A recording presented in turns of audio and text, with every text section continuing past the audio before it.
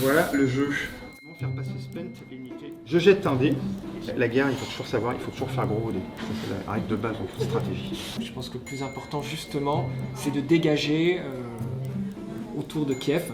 On a appris après chaque contre-offensive ukrainienne qu'elle avait été jouée ou wargamée par les Ukrainiens, en l'occurrence avec les Américains, pour réfléchir à quelle forme et quelles questions poseraient de telles offensives.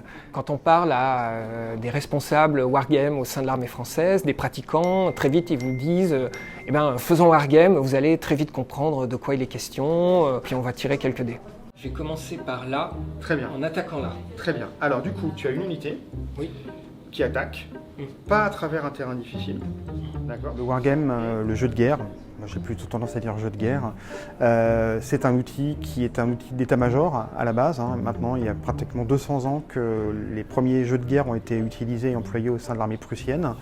Et en fait, cet outil, il est à la fois pédagogique, c'est-à-dire qu'il peut permettre à des officiers de travailler des cas concrets, tactiques, de doctrine. Et c'est aussi un outil qui permet aussi de faire de la prospective. Ça, c'est déjà, c'est pour moi un des intérêts majeurs de la chose. C'est on tente quelque chose qui n'a pas été fait et on voit si ça marche. Souvent, c'est instructif parce qu'on dit tiens, en fait, ça a l'air d'être une bonne idée, on le tente et on fait ouais, en fait, non. Alors, ce jeu, en fait, c'est un jeu qui entend simuler la guerre en Ukraine à un niveau très stratégique. Donc, c'est un jeu essentiellement d'allocation de ressources. C'est un jeu, en fait, dans lequel une des clés, c'est vraiment la logistique. Et on a bien vu pendant cette guerre en Ukraine que une des clés du combat, c'était la logistique. En l'occurrence, les unités, elles ont entre guillemets 3 statuts. Oui. Premier, elles sont fresh, opérationnelles, tout ce que tu veux. Deuxième, elles sont usées, worn, spent, comme tu veux. Troisième possibilité, une fois qu'elles sont usées et qu'elles prennent des pertes, elles sont détruites. Donc on est sur un jeu à très grosse maille, on a des hexagones qui font 150 km, des pions qui représentent entre 5000 et 15 000 hommes. Donc on est vraiment sur des choses qui sont assez larges, mais qui en même temps permettent d'explorer des tonnes de scénarios différents, de montrer un petit peu comment au bout d'un moment l'offensive russe finit par s'enrayer parce qu'effectivement les points de ressources commencent à diminuer. Au contraire, il y a une espèce de montée en puissance ukrainienne, mais qui n'entraîne pas non plus ce qui avait été à un moment pensé, imaginé, une espèce de raz-de-marée inverse qui permettrait effectivement aux Ukrainiens de pousser. Donc tu peux déplacer entre guillemets gratuitement ou faire ces espèces de petites permutations avec 4 unités. Le wargame est assez populaire dans la communauté stratégique anglo-saxonne depuis plusieurs dizaines d'années, notamment à l'OTAN, qui a créé un centre d'excellence pour le wargame. Et on sait que les armées anglo-saxonnes s'entraînent assez régulièrement sur des wargames, donc des jeux de guerre, que ce soit au niveau tactique, donc avec des combats simulés, ou au niveau stratégique, là pour réfléchir à l'issue par exemple d'un conflit ou réfléchir à des hypothèses d'engagement. Today, we have a unique and special episode. This is a war game that takes a look at how the United States might react if China were to invade Taiwan. As you can see here on the map is a very large concentration of Chinese People's Liberation Army forces at potential ports of debarkation for an invasion.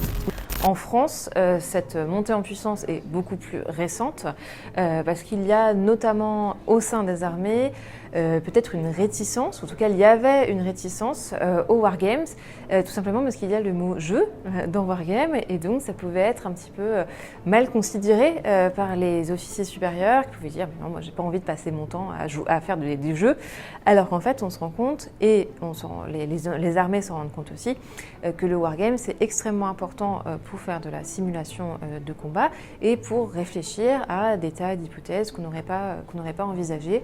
Le jeu et la guerre, finalement, qui peuvent apparaître comme étant deux choses qui sont pas forcément très bien adaptées ou pas très corrélées l'une avec l'autre, et même à la limite peut-être potentiellement mais un peu dérangeantes. Là, jouer à la guerre, c'est un peu étonnant, c'est un peu bizarre. En fait, ça a vraiment une pertinence, et notamment quand on veut faire de la répétition, parce qu'encore une fois, la vraie problématique, c'est celle de la décision et celle du hasard aussi, et de la friction.